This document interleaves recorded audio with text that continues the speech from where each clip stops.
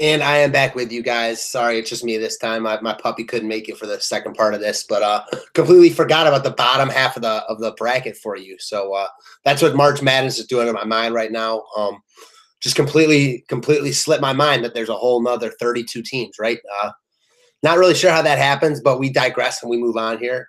Mistakes happen. That's why they're not called on purposes. So looking in the West region, again, a number 1 versus 16. Like Xavier quite a bit. There's no way they lose here. This 8 versus 9 matchup is one of the better matchups we have on the board. Missouri, with the return of Michael Porter, didn't look great in the SEC tournament, but kind of had to expect that in this first game back. This guy's one of the premier players in the country. Florida State is not playing great ball right now. Well, I think this is a game, and I think Florida State could win this game. Like I said, they're just not playing good. So I'm going to go with Missouri and the Michael Porter factor and think that they could actually beat Xavier. Next round, we've got Ohio State versus South Dakota State and Mike Daum. I'm going with my Buckeyes here. Sorry, I forgot to screen share this, so let me get to that.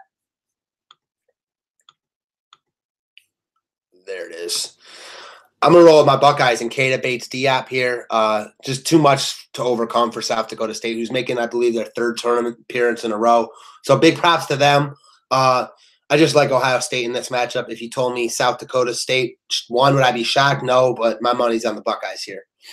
Next, we've got Gonzaga versus UNC Greensboro. Gonzaga, really trendy pick to come out. I'm not going to pick the upset here because I like what Gonzaga does, but I might have them going down in the next round. So we'll roll with that there. Next, we've got Houston versus San Diego State. 2 of my sleeper teams I really liked a lot coming into this tourney.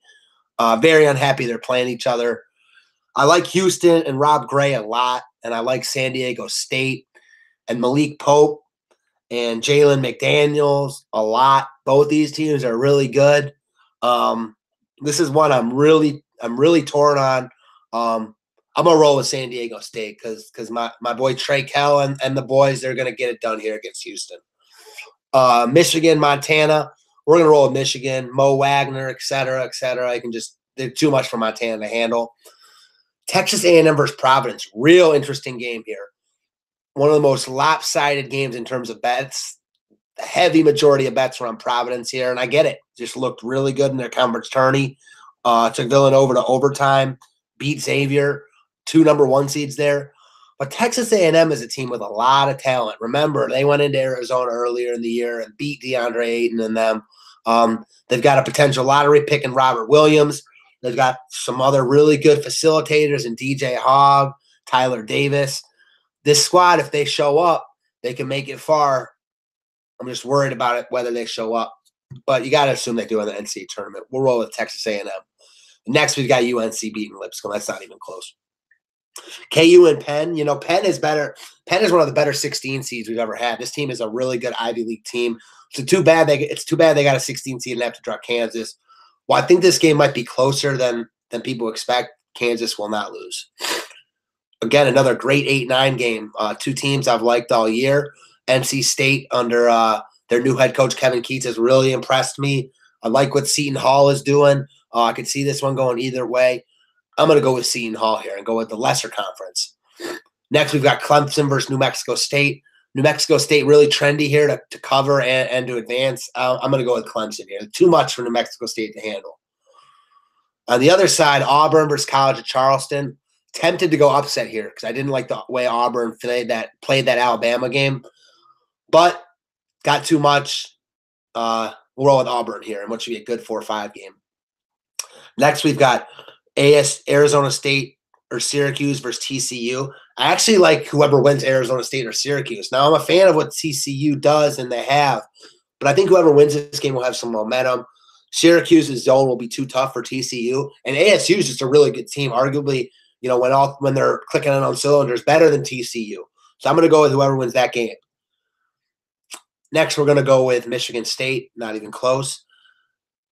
We're going to go with Duke, and then we'll save this game for last because this game's got a lot of intrigue. Trae Young, Oklahoma made the tournament. I do not think they should have. Not sure how they make it over Oklahoma State, who beat them only 5 days ago now. But they're in, and a lot of people are picking them to win because, you know, they're in. They can win a game. I agree with that. They made it. They absolutely could win a game, but it's not going to be this game. Rhode Island gets it done here. This team is a really good team all year. I don't think they lose this game. I think they win this game, and then I think they beat Duke. I'm a fan of Rhode Island. I think they can make it far in this tourney. They're built with seniors. They're tough. They can shoot. Rhode Island's a real sleeper squad that I would watch out for.